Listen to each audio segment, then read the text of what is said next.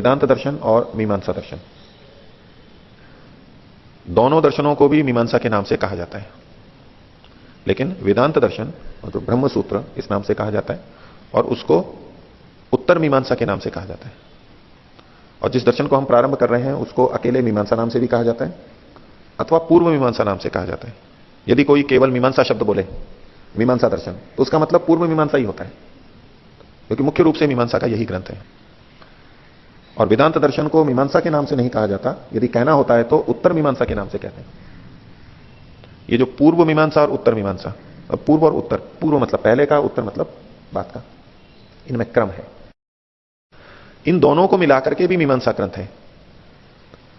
मीमांसा के 20 अध्याय प्रसिद्ध हैं। कुछ शास्त्रों में, कुछ व्याख्याकारों ने इस तरह के संकेत दिए कि इस तरह लिखा कि मीमांसा शास्त्र है वो 20 अध्यायात्मक है, 20 अध्याय हैं उसके।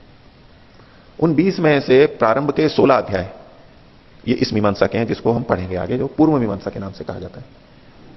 और बाद के जो 4 अध्याय हैं, यानी 16 से लेकर के 17 से लेकर के 20 तक, 16 अध्याय तक पूर्व मीमांसा, 17 से लेकर के 20 अध्याय तक जो 4 अध्याय हैं वो उत्तर मीमांसा के नाम से कहे जाते हैं, जिसको ब्रह्मसूत्र कहते हैं, वेदांत दर्शन कहते हैं।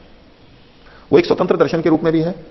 और इधर 20 अध्यायों का पूरा मीमांसा देखेंगे तो वो उसका उत्तरवर्ती भाग है, यानी बाद का भाग है। शुरू के 16 पूर्व मीमांसा और बाद के 4 उत्तर मीमांसा। इसलिए पूर्व और उत्तर शब्द का प्रयोग है। इसका संबंध काल की दृष्टि से नहीं है, काल की दृष्टि से नहीं है।